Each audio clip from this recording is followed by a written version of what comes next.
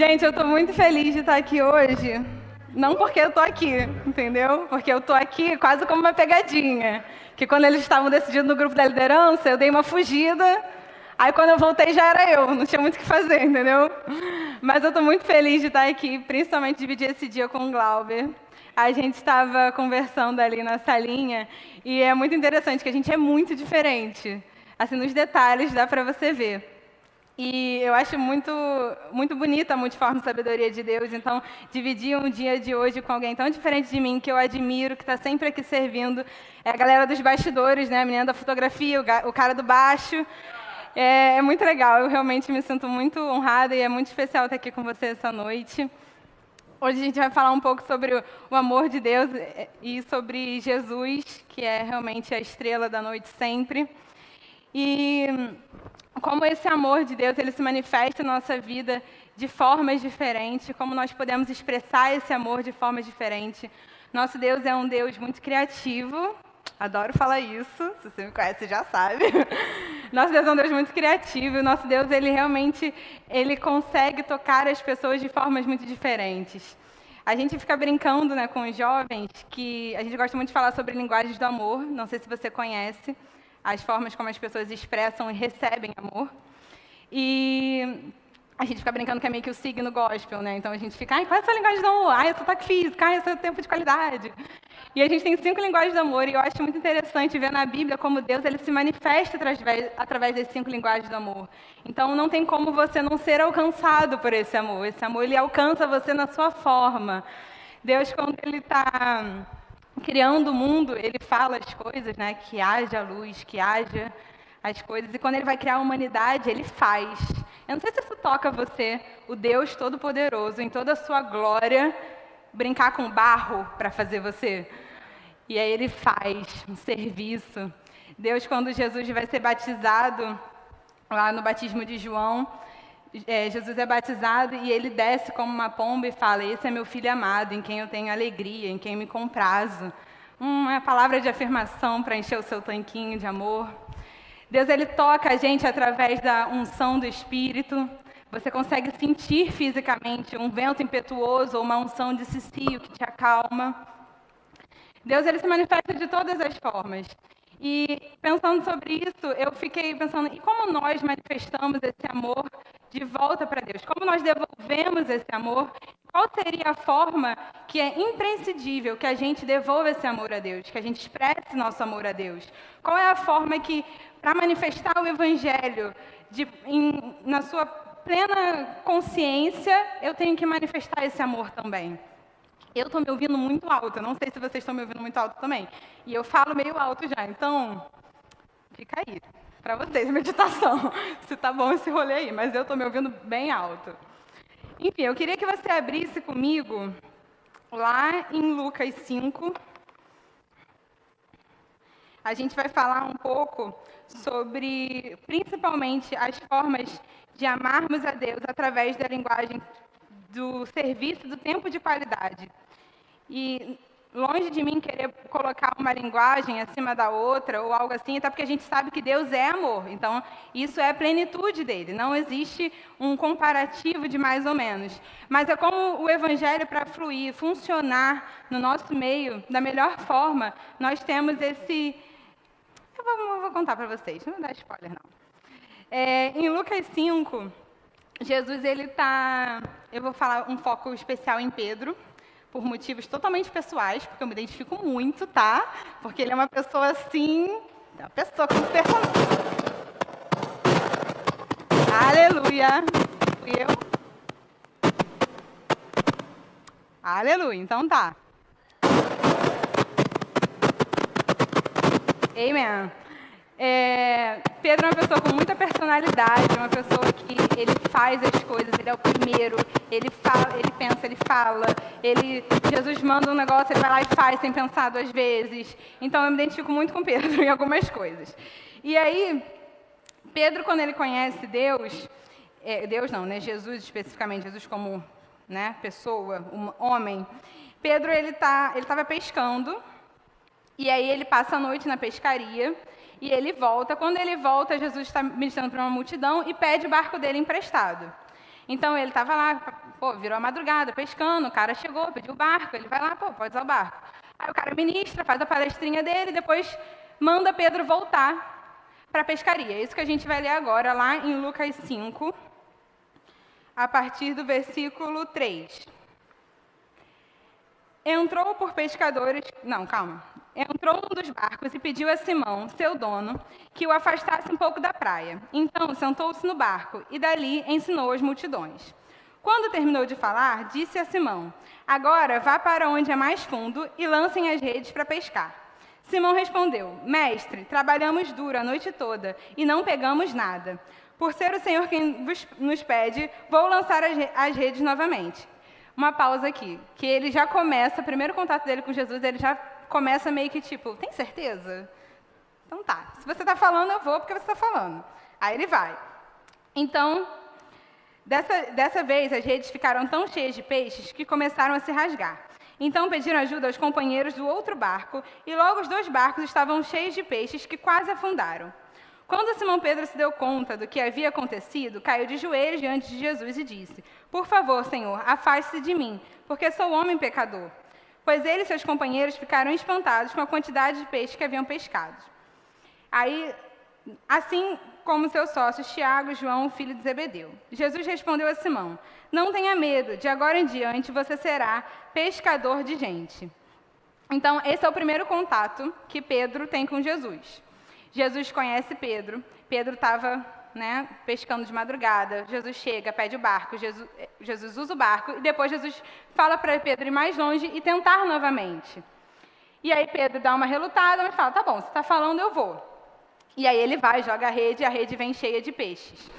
E aí, esse é o primeiro contato dele com Jesus, e assim que Pedro conhece Jesus, Jesus já fala qual é o plano que ele tem para a vida de Pedro. Eu vou te transformar não só em pescador de peixes, mas pescador de gente. Esse já é o primeiro indício que Jesus dá para Pedro do que Pedro tinha pela frente, da sua caminhada e do seu propósito. Depois disso, Pedro vai viver com Jesus, Pedro vai ver Jesus pregando, Pedro vai ver Jesus curando os enfermos, curando os leprosos, curando os cegos, ressuscitando pessoas. Pedro acompanha toda a trajetória de Jesus. E quando Jesus é traído, antes de Jesus ser traído, Jesus avisa para Pedro que Pedro vai negar o nome dele.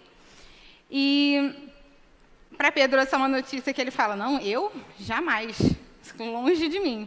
E aí depois ele vai e faz exatamente o que Jesus fez, né? Jesus falou para ele fazer, que ele ia fazer. Então, Jesus ele vai preso, aí Pedro nega Jesus a primeira vez.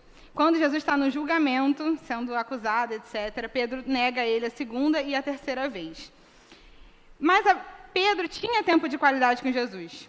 Pedro conhecia Jesus. Pedro estava lá com Jesus. E quando o calo aperta, Pedro dá uma negada. Agora, tem que se colocar no papel de Pedro. Esse cara que teve a sua vida transformada, ele era um pescador. Ele vira um discípulo do Messias. Ele sabe que Jesus é o Messias. Ele nega Jesus. Jesus vai preso, condenado. Jesus morre. E Pedro tinha negado Jesus. Uma amizade que acabou meio mal. Um final que não ficou muito legal. Jesus ressuscita. Pedro tem contato com Jesus através dos discípulos, né? Jesus aparece para os discípulos. Mas você consegue imaginar na cabeça de Pedro que, para ele, primeiro que Jesus deve estar muito mal com ele, porque Jesus foi traído por Judas, Jesus foi negado por Pedro, e ele deve estar falando, cara, o cara me odeia, o Messias me odeia, tipo, simples assim, foi arranjar briga com o Messias, básico. E aí, ele fica muito mal, e quando Jesus já apareceu para todo mundo, Pedro vai pescar. E aí eu queria que você fosse comigo lá em João 21. Pedro, depois que Jesus aparece para ele, Jesus aparece para os discípulos 3 vezes depois de ressurreto. Essa é a última vez que ele aparece. Opa. Essa é a última vez que Jesus vai aparecer para os discípulos. E Pedro, ele vai pescar. Eu imagino muito que, para Pedro, que a pescaria já era um hábito, algo que ele viveu, era sabe, algo que ele gostava. Eu não sei se vocês conhecem alguém que pesca. Eu sei que nosso querido Diogo gosta, a família dele pesca toda, o pastor Alex também. O meu avô é pescador, gente. O meu avô é assim, a felicidade dele é pescar. Ele estava aposentado, com limitações na saúde, mas falar para ele que ele não ia pescar era o fim do mundo. Ele se metia no mar à noite, uma coisa assim, não podia, ficava em pé, não conseguia pegar um copo d'água, mas queria ir pescar. Então, quem pesca tem esse laço afetivo, né? Então, Pedro, ele está mal, e aí ele vai pescar. Aí ele vai pescar e os discípulos vão com ele, né? Meio que Pedro faz as coisas primeiro, a galerinha vai atrás. Aí a galera vai com ele. E quando ele vai... Vamos ler. No 21, a partir do versículo 3. Simão Pedro disse, vou pescar. Nós também vamos, disseram os outros. Assim entraram no barco e foram. Mas não pegaram coisa alguma a noite toda. Ao amanhecer, Jesus estava na praia, mas os discípulos não o reconheceram. Ele perguntou, filhos, por acaso vocês têm peixe para comer? Não, responderam eles. Então ele disse, lancem a rede para o lado direito do barco e pegarão. Fizeram assim e não conseguiram recolher a rede de tão cheia de peixe que estava. Te lembra alguma coisa? Será que alguém já tinha vivido algo muito parecido com isso antes? Será que Jesus fez? Eu vou fazer de novo só porque estou sem criatividade aqui agora, vou repetir o milagre. Vou usar, funcionou a primeira vez. Aqui, esse milagre, ele é único e exclusivamente para Pedro. De acordo comigo, tá? A Bíblia não diz isso. De acordo com o que eu estou lendo, interpretando. Esse milagre Pedro está mal, porque a amizade dele com Jesus foi super abalada no final da história. Aí ele vai pescar para clarear a cabeça. Aí os outros vão com ele, mas a ideia de pescar é dele. Aí quando ele vai lá, Jesus repete exatamente o milagre que ele tinha feito quando ele chamou Pedro para ser discípulo. E aí eles reconhecem, né, Jesus.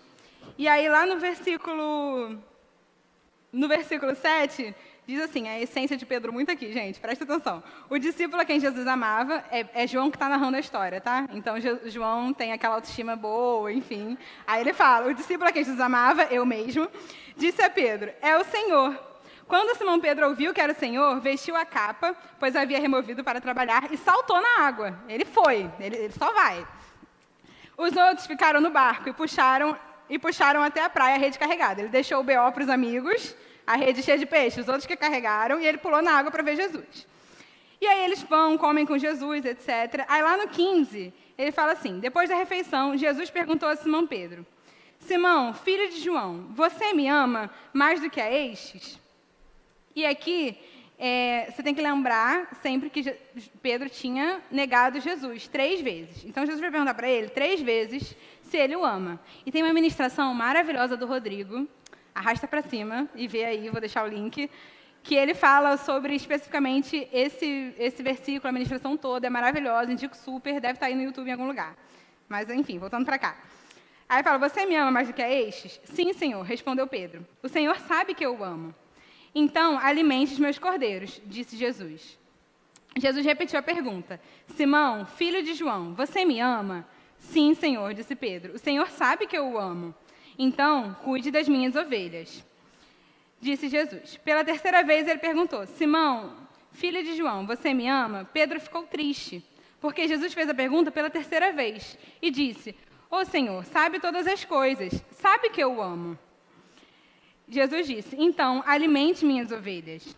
Eu lhe digo a verdade, quando você era jovem, podia agir como bem entendia, vestia-se e ia onde queria. Mas quando for velho, estenderá a mão a outros, e o vestirão e levarão onde você não quer ir.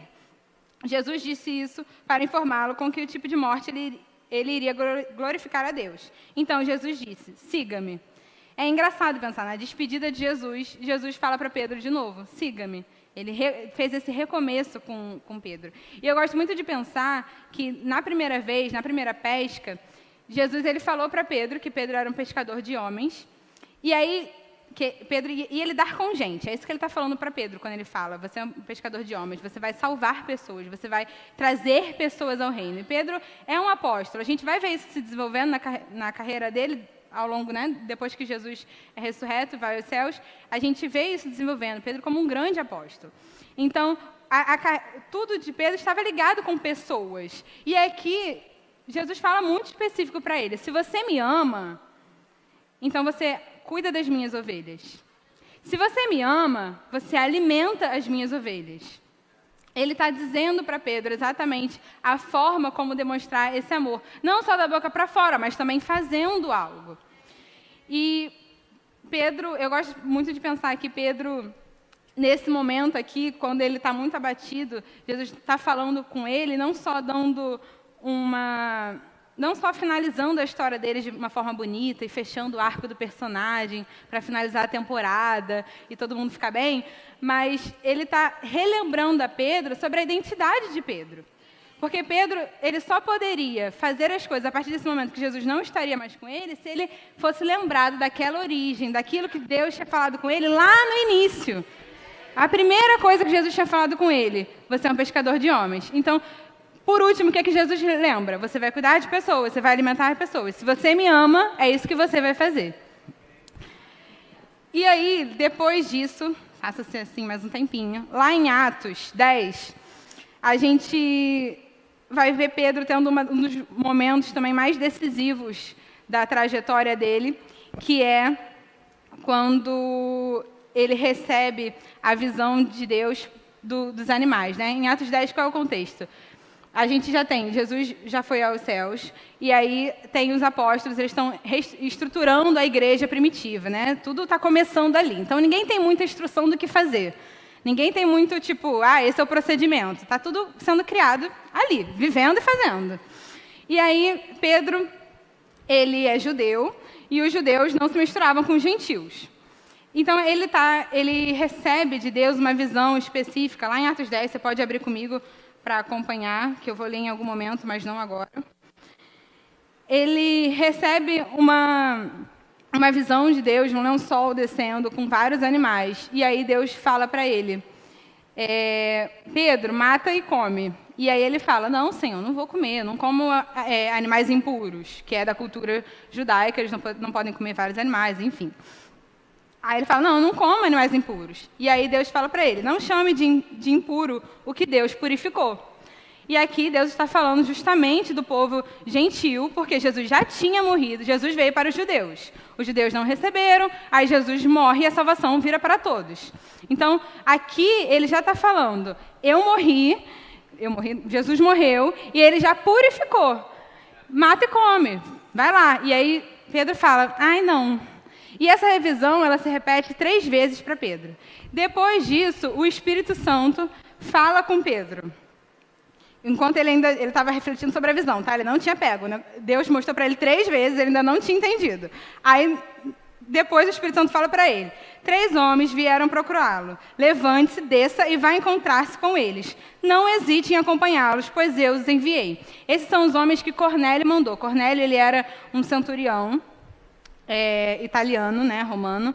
Então, ele era um gentil, e aí ele ora a Deus, e Deus fala para ele que vai mandar Pedro até ele, que ele tem que mandar os homens dele irem buscar Pedro.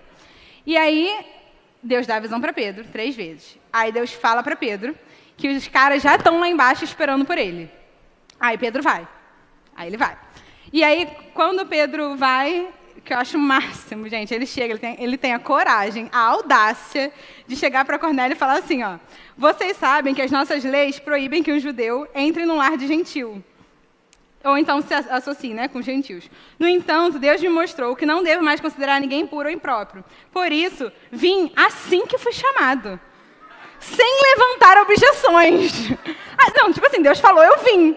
Deus falou com ele 3 vezes por visão e uma vez o Espírito Santo falando para ele. Aí ele, não, mas eu vim, entendeu? Nem era para eu estar aqui com vocês, essa classezinha, mas aí eu vim, sem objeções. Enfim, só um fato interessante, que eu gosto muito de ler a Bíblia pensando, cara, como é que ele tem a coragem, né, de lançar essa? Sério? Minha cara lavada, cara, não tive objeção nenhuma. Enfim, aí ele vai. E o que eu gostaria de pegar dessa parte específica é que Pedro, apesar dele ter andado com Jesus, ele viu várias vezes Jesus lidando com gentios. Jesus, ele teve contato com a mulher samaritana. A gente tem o soldado romano que Jesus fala que nunca viu fé em Jerusalém como a daquele cara. Pedro estava junto. Tudo isso Pedro viveu. E mesmo assim, mesmo tendo vivido tudo isso, quando o Espírito Santo fala para ele que ele tem que ter contato com esses caras, Pedro ainda dá uma relutada, porque sai muito da zona de conforto dele. Porque eles não são judeus, eles são gentios. Então, apesar de ele ter vivido todos esses procedimentos, Pedro fica, ai, mas não é muito minha praia. Eu gosto mais de judeu mesmo, eu posso falar na sinagoga. Mesmo ele tendo acompanhado tudo isso. Ele tinha tempo de qualidade, mas quando ele chegou na hora do serviço, que era fora da zona de conforto, ele dá uma... Mas ele vai, sem objeções. Ele vai. E aí, qual é a importância disso? Da gente pensar no que a gente tem, o que a gente tem vivido no nosso tempo individual com Deus, o que a gente tem vivido no nosso tempo de qualidade com Deus, que a gente tem se colocado e está tudo certo, e está tudo bem, estou orando, estou lendo a Bíblia, está tudo ótimo, mas se me pedir para fazer tal coisa, eu não vou, não. Ah, é porque, assim, meu ministério... Isso depois até Paulo vai falar, tá? Que Pedro tem um apostolado específico para os judeus mesmo, e Paulo vai pregar para os gentios, isso está resolvido. Mas, nesse momento aqui, era para Pedro ir. E aí, o que na nossa vida a gente está pensando e considerando de... Não, isso aqui não é muito a minha zona de conforto, então não vou. Isso aqui não é o meu chamado final, então eu não preciso passar por isso. Ah, meu chamado final não é ser ministra da igreja de criança, então não vou. Não tenho criança no meu coração, não tenho nenhum projeto para criança, então não. Ah, meu chamado final, eu sou um grande evangelista, mas então assim, pô, nada a ver limpar o chão, né, da igreja, tipo, não, vou só me consagrar. Ou então, não, eu tenho um chamado para música, e eu vou estar aqui, eu vou louvar, e é esse o meu chamado. Mas se pedir para falar, eu não vou. Porque não tem muito a ver com o meu chamado final. Porque não é isso que Deus falou comigo. Então, o que a gente tem colocado? Que na nossa vida está tudo certo. Pedro estava bem, Pedro não estava em pecado, Pedro não estava Jonas na boca da baleia, ele não estava fazendo nada errado e nem realmente negando aquilo, tipo, totalmente negação. Mas quando Deus fala para ele que ele tem que matar e comer, ele fala... Fala de novo, só para ver se eu entendi.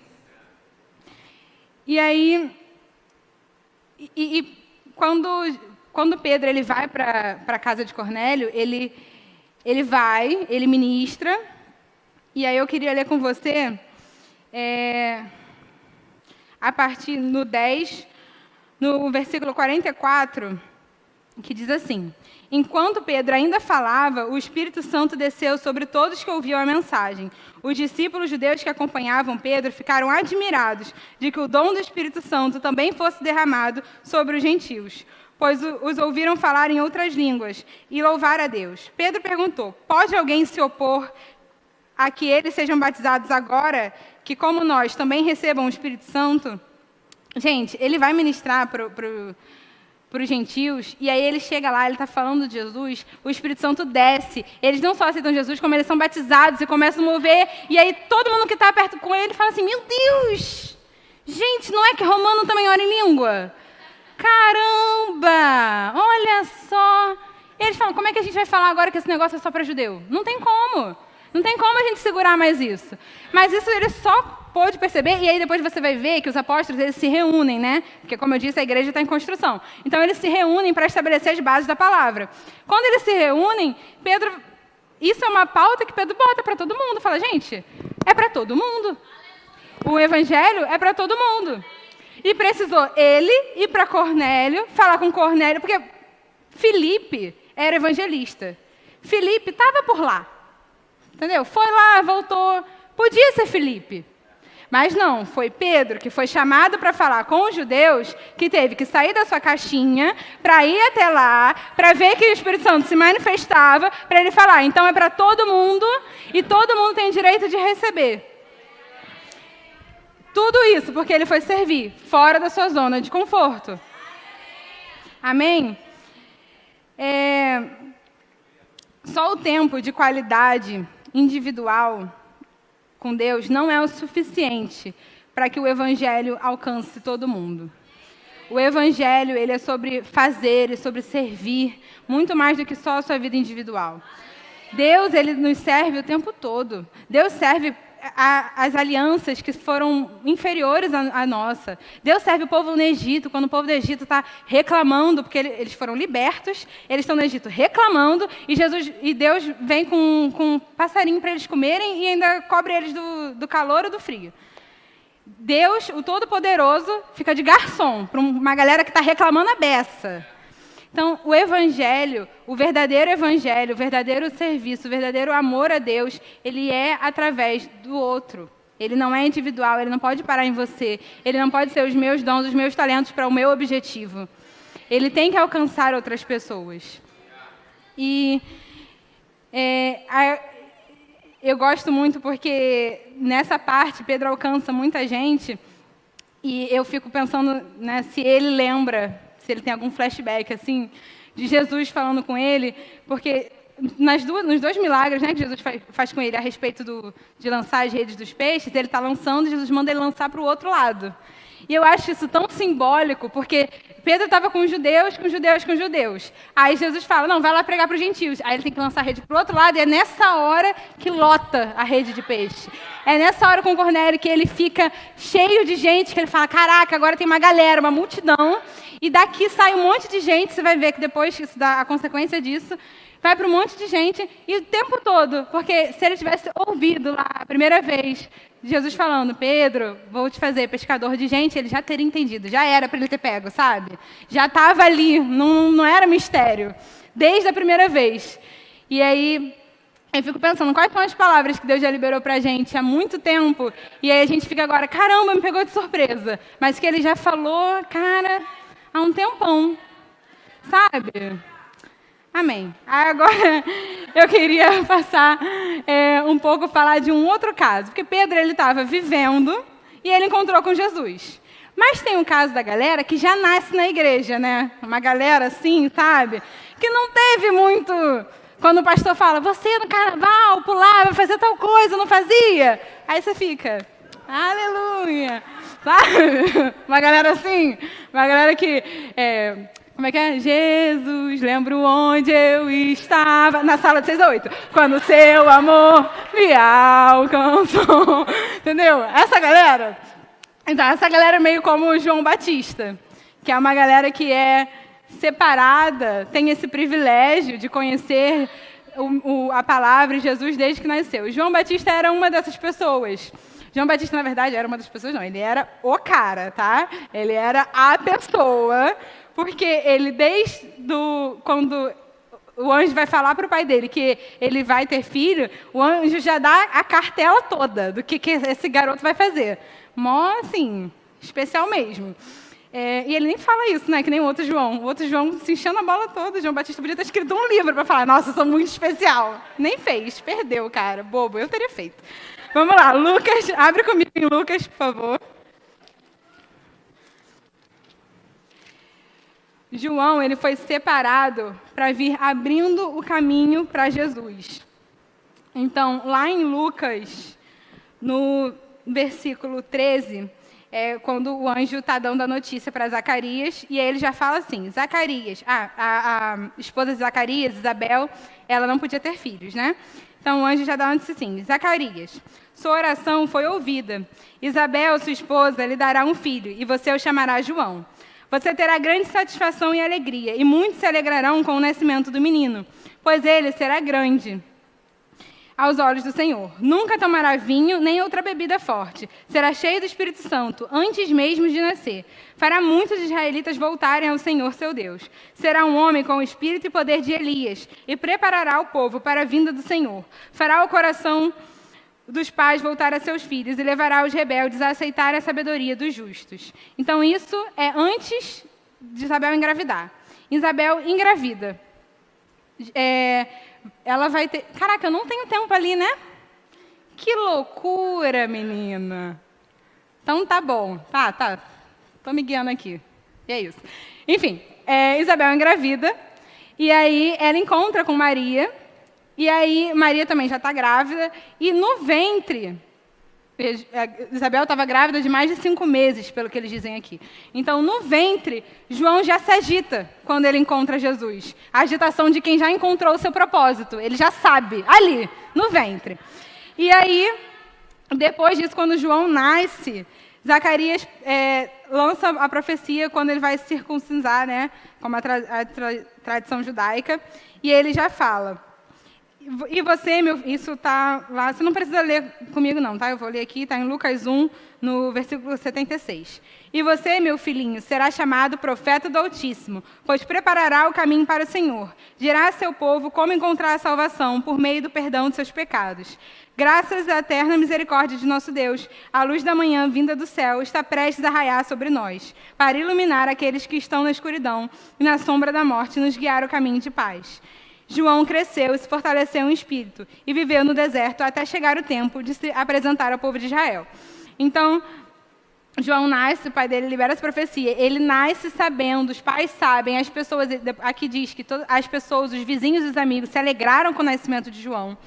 Então, ele nasce nessa profecia, com essa visão, esse propósito muito claro já, não tem dificuldade de descobrir um propósito, já é muito nítido, muito claro, e ele cumpre isso, assim como estava escrito em Isaías, e assim como o anjo falou, e assim como seu pai profetizou, ele vem cumprindo tudo aquilo, né, sobre preparar o caminho, pregar o arrependimento, falar que o reino de Deus está próximo, e ele critica o político, e ele fala, você está casando com a irmã de fulaninho, e não sei o quê, e aí ele fala, você é cobrador de imposto, você é soldado, ele prepara o caminho, ele faz tudo isso. E aí Jesus entra no seu ministério. Jesus vai se batizar com João. João batiza Jesus. João fala, eu não sou digno de te batizar. Eu não sou digno de desatar suas sandálias. E aí, aí Jesus fala, não, é assim que tem que ser feito. Ele vai, ele batiza Jesus. Ele está lá quando vem a pomba e fala, esse é meu filho amado, em quem me compraz. Ele está lá. Isso tudo aconteceu com ele lá. Só que João vai preso. Jesus segue, né, no seu ministério. João segue fazendo dele e João vai preso. Quando João vai preso, eu imagino que, assim, para uma pessoa que come gafanhoto, comer pão amassado de prisão não é lá nada demais, tá tudo bem. Mas ele vai preso e eu acho que bate uma bad muito forte nele, que ele fica assim, cara, o que rolou? Sabe quando você não estava esperando? E aí você fala, eu devo ter feito alguma coisa muito errada, tem alguma coisa muito errada. Eu acho que a prisão, né, tem muito isso de fazer, não sei se não diz, né, na verdade, se a prisão dele era sozinha, mas se era uma solitária, então... Não tem um estudo que fala que as pessoas repensam toda a sua vida e trajetória, blá. Eu sei, já li um negócio desse. É, isso. E aí, João, ele vai para a prisão, ele simplesmente entra em pane. Ele bate um negócio nele. E aí, quando ele ouve, João, ele não está tendo mais contato com Jesus, ele estava fazendo o seu, Jesus fazendo dele. Quando ele ouve o que Jesus está fazendo, e depois disso, você vai ver aqui, se você for em Lucas, em Mateus, que é mais rápido, Lucas demora um pouquinho mais, mas Mateus vai falando, Jesus chegou lá, curou um cego. Jesus chegou lá, ressuscitou uma pessoa. Jesus chegou lá, curou um leproso. Ele vai narrando tudo aquilo que Jesus vai fazendo, que são exatamente os sinais que são importantes, os sinais que são os sinais que comprovam que Jesus é o Messias. Porque quando no Velho Testamento fala sobre a vinda do Messias, tem sinais específicos, sinais você saber que é o Messias, para você saber que é ele. E aí, Jesus vai cumprindo tudo isso. E aí, Mateus vai anotando um por um. Check, cego tá vendo. Check, vai dando, entendeu? Rapidinho aqui, ó. Tudo vai acontecendo. João ouve. Mas João não está mais andando com Jesus. João não está mais nesse convívio. E aí João, da cadeia, manda os discípulos dele irem falar com Jesus. E aí, lá em Lucas 7, João está preso. E aí ele fala, cara, tem alguma coisa errada, não está legal. E aí ele manda os discípulos dele irem perguntar para Jesus se Jesus é Jesus mesmo, se ele é o Messias. Porque aqui, João ele está questionando não só Jesus, mas ele mesmo. João ele está numa crise de identidade. João ele está pensando, fiz tudo isso e deu errado. Eu estou preso. Alguma coisa está errada. Não era para estar fazendo isso. Fiz tudo isso à toa, cara. Eu estou preso. Se eu tenho que anunciar o Messias, esse cara não é o Messias, eu estou preso aqui, eu estou deixando de anunciar alguém. Eu não estou fazendo o que era para eu fazer. Ele está assim. E aí, ele manda os discípulos dele perguntarem para Jesus, lá no 7, no 20, ele fala, os 2 discípulos de João encontraram Jesus e lhe disseram, João Batista nos enviou para lhe perguntar, o Senhor é aquele que haveria de vir ou devemos esperar algum outro? Naquela mesma hora, Jesus curou muitas pessoas de suas doenças, enfermidades e espíritos impuros, restaurou a visão de muitos cegos. Em seguida, disse aos discípulos de João: voltem a João e contem a ele o que vocês viram e ouviram. Os cegos veem, os aleijados andam, os leprosos são purificados, os surdos ouvem e os mortos estão ressuscitando. E as boas novas são anunciadas aos pobres. E disse ainda: felizes são aqueles que não se sentem ofendidos por minha causa. Depois que os discípulos de João saíram, Jesus começou a falar a respeito dele para as multidões. Isso aqui que eu acho muito importante de reparar. Porque a pergunta de João é: você é o Messias mesmo ou eu perdi todo o tempo que eu tinha aqui da minha vida fazendo coisa à toa? Aí Jesus fala: não, fala para ele que tudo que estava nas profecias está se realizando. E ele não só diz, como ele faz as coisas ali na hora para os discípulos falarem: vocês também viram. Então volta para João e fala que está tudo acontecendo. E depois que os discípulos saem, Jesus, ele reafirma a identidade de João. Porque quando João pergunta, João não está perguntando só sobre Jesus, João está perguntando sobre ele. Porque se Jesus não é Jesus, ele está anunciando o caminho de quem? E aí Jesus vira e fala para as outras pessoas: que tipo de homem vocês foram ver no deserto? Um canico que qualquer brisa agita? Afinal, o que esperavam ver? Um homem vestido com roupas caras? Não, quem veste roupas caras e vive no luxo mora em palácios. Acaso procuravam um profeta? Sim, ele é mais que um profeta. João é o homem ao qual as Escrituras se referem quando dizem: envie o meu mensageiro adiante de ti, e ele preparará teu caminho à sua frente. Eu lhe digo, de todos os que nasceram de mulher, nenhum é maior que João Batista. E, no entanto, até o menor no reino de Deus é maior que ele. Nessa parte aqui, Jesus está selando para todo mundo saber quem é João. Porque João está preso, João questionou quem é Jesus, mas o que está sobre a vida dele, o que foi falado sobre ele, o que ele tem para cumprir, continua sendo a mesma coisa. Então, João questiona, mas Jesus fala: esse cara aqui é o maior dos profetas. E mesmo assim, no reino de Deus, o menor já é maior que João. Você, tá? Você. Então, Jesus, ele reafirma a identidade de João. João, ele está com essa dúvida e ele fala: não, eu sou o Messias e você é aquele cara que está na Bíblia. E aí eu fico pensando, será que João não estava se achando nas Escrituras? O que será que a gente vê nas Escrituras que a gente também não se acha? Porque João estava servindo. João, quando foi preso, ele não estava de bobeira na vida. Ele estava fazendo o que ele tinha para fazer. E às vezes a gente fica assim, fazendo, cumprindo todas as escalas possíveis. Fazendo: tem culto? Não, vou fazer. Tem isso aqui? Vou. E aí não tem um tempo de qualidade com Deus. Aí a prisão chega e a gente fala: caraca, quer saber? Vou sumir. Não era isso. Vi errado. Não era eu. E aí a gente fica nessa de 8 e 80. Ou eu estou muito na igreja, não assisto um culto porque eu estou servindo em todos os departamentos, ou não é comigo. Não sou eu, porque chegou um problema e aí, certeza que não é. Porque se fosse eu, não ia acontecer isso. E aí eu fico pensando muito sobre como o serviço, sem o tempo de qualidade, ele gera a nossa perda de identidade. Se você está servindo, mas você não conhece quem te chamou para servir, você vai duvidar. Se você não sabe o que Jesus está fazendo, porque João estava preso, João não sabia o que Jesus estava fazendo, não estava tendo tempo de qualidade. João não sabia que Jesus estava curando quem estava curando, que estava ressuscitando. Ele não sabia. E aí, porque ele não estava tendo tempo de qualidade com aquele que era o Messias, ele já não sabia que o Messias era o Messias, então ele já não era ele, então... E a perda de identidade dele fazia ele duvidar de tudo. Se a gente só servir, porque entrou na rotina, porque entrou nisso e não para ter tempo de qualidade com quem nos chamou, a gente não sabe mais quem a gente é. Isso se perde. Então, o que eu queria... Amém, gente? Aleluia! Glória a Deus! Coisa boa de ouvir, né? Uma delícia.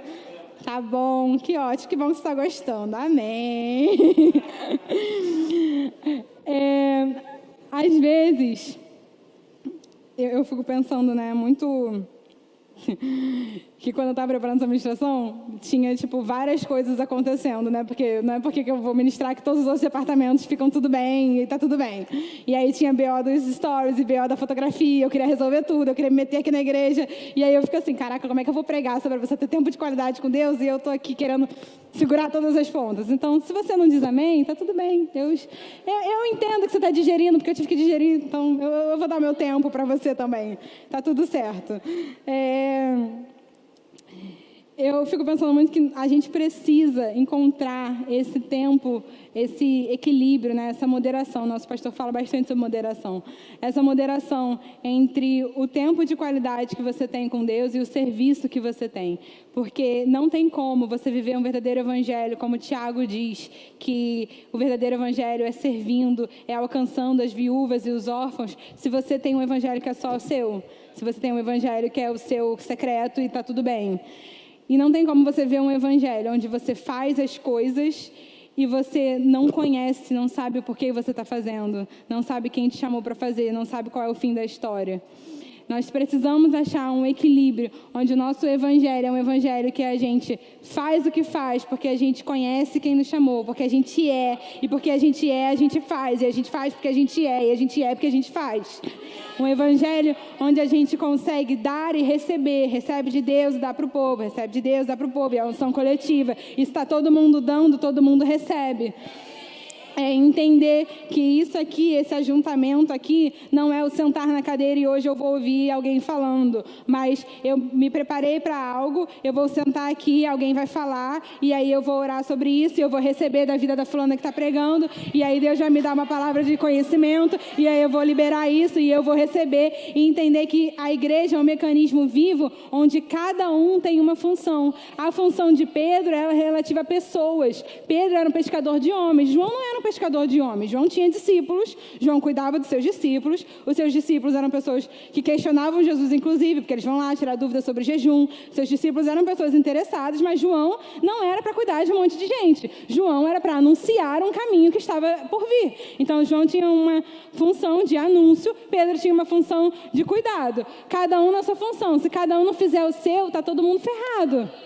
Se João não prepara o caminho para Jesus ia chegar e ia ter várias coisas que ia precisar ajustar, não ia ser. E aí, se Pedro não cuida dos seus, a igreja depois fica desamparada. Se Paulo não vai pregar para os gentios, se fica só... Cada um precisa estar funcionando na sua área, cada um precisa estar conectado no seu tempo de qualidade e no seu serviço com Deus para que a obra possa andar. Então, seja você uma pessoa que cruzou com Jesus no meio do caminho. Se você está fazendo o seu, pescando no seu trabalho, fazendo o que você tinha que fazer, chegou um cara, pediu o barco, você deu, e aí do nada se meteu num rolê muito louco, no meio da vida assim, tem um propósito para você, tem um plano para você. E Jesus, ele faz questão, isso que eu acho impressionante, os caras vacilam com ele. Os caras estão vacilando, Pedro negou ele 3 vezes. João está falando, você é quem você é mesmo? E ele fala, quer saber? Eu vou te reafirmar que não só quem eu sou, mas quem você é. Você precisa saber quem você é. Então, Jesus, ele não está preocupado só em se afirmar, ele quer que você saiba o que você está fazendo. Jesus, ele tem um propósito para você que não é à toa. Ele quer que você ande nessa vida não perdido, não em confusão. Os filhos de Deus não estarão em confusão, não serão envergonhados. Você vai fazer o que você tem que fazer, porque você sabe. Porque é um trajeto, porque Deus falou, e eu vou chegar aqui, mas aí eu vou passar por isso aqui. Eu vou cuidar dos judeus, mas eu vou trabalhar nisso aqui primeiro. Mas Deus mandou eu falar isso aqui. Sabe? É entender a sua caminhada como um longo plano, um caminho. Chega de um evangelho onde a gente vive em 8 e 80 numa montanha-russa, de ou eu estou servindo muito a Deus, ou a minha vida está muito ruim, aí eu tenho que ficar me recuperando, aí eu volto e está tudo bem, aí depois a minha vida está muito ruim, eu tenho que me recuperar. Não! Chega de jovens inconstantes, porque jovens são muito intensos, e aí uma hora é muito, e aí chega a conferência é fogo, e aí chega no retiro e, meu Deus do céu, mas aí não consegue manter ao longo do ano. Não! Jovens que entendem que a caminhada com Deus é uma caminhada, que não é um parar para encher a energia, não é um parar, abastecer, e aí sigo aqui, e quando minha bateria morrer, morreu. Não! Andar com Deus é estar sempre com um carregador portátil, gente. Andar com Deus é você saber que aquilo que você está construindo é uma construção. E não que você tem que recomeçar o tempo inteiro. Chega de recomeçar, voltar para a estaca zero, voltar para a estaca zero. Quando você erra e está tudo bem errar, acontece, você não volta para a estaca zero. Você não volta, você se conserta, você vai fazer o que tem que fazer, pedir perdão, ser corrigido, tem uma liderança maravilhosa para te aconselhar o caminho, e você vai seguir, você vai decolar, irmão. Pedro, ele dá uma titubeada assim, né? Ele dá um opa, mas ele vai. Tá tudo bem você ter as suas dúvidas. Pedro questionava Jesus o tempo todo. Ele não pegava um comando de primeira. Sabe aquela pessoa, faz, ele faz? Não. Ele fala, cara, não vou, sim, já pesquei, não deu certo, estou aqui a madrugada toda sem dormir, mas se você está falando... E está tudo bem você ser essa pessoa. Mas está tudo bem você pegar a visão e correr com ela, porque nem sempre dá para explicar tudo. Se você tem a palavra, se você tem o que Deus já botou para você, você vai, você agarra a visão e corre. Eu não sei qual é a função desse evento que o Rafa está fazendo, mas eu vou, porque é essa visão, eu vou. Eu não vou porque é bom para mim. Eu não vou porque eu achei que era legal, porque eu quero. Não, eu vou porque é a visão. E aí a vida com Deus é essa? Eu vou, tá tudo bem. Chego lá e eu descubro qual é. Chegar lá em Cornélio, ele não sabia que ia vir toda uma galera aceitar Jesus e ser batizado no Espírito Santo. Mas ele chegou lá e foi, não foi? Foi todo mundo batizado no Espírito Santo, ele não fazia ideia, ele ia pregar, ele ia falar com Cornélio. Ele, na verdade, ele vai para Cornélio e nem sabe o que ele vai fazer. Ele fala, o Espírito Santo mandou eu vim. Não sei nem o que era. Cheguei aqui e descobri. E aí cheguei aqui e descobri que tem um monte de gentil falando em línguas. Vou ter que levar isso para o conselho. Como é que a gente faz agora? Os gentios falam em línguas. O Espírito Santo alcança todo mundo. Então, a caminhada com Deus é uma caminhada que a gente precisa estar equilibrando as estacas. A gente precisa ter uma consciência, se você nasceu no Evangelho, se você está sempre aqui, ou se você foi achado no meio do caminho, que Deus tem uma identidade específica, um propósito específico para você, que colabora com o todo. Eu queria chamar o Ministério de Música. Eu queria que você se colocasse de pé um pouco. A melhor fase já começou, sigo em frente, parecendo vou avançando, vou crescendo, prosperando, vou vivendo, sigo em frente, parecendo só vai melhorar, só vai melhorar. Só vai melhorar, eu não vou parar. Só vai melhorar, só vai melhorar, só vai melhorar, eu não vou parar. Um novo tempo já chegou, a melhor fase já começou. Sigo em frente, para o céu eu vou avançando, vou crescendo, esperando, vou vivendo, sigo em frente.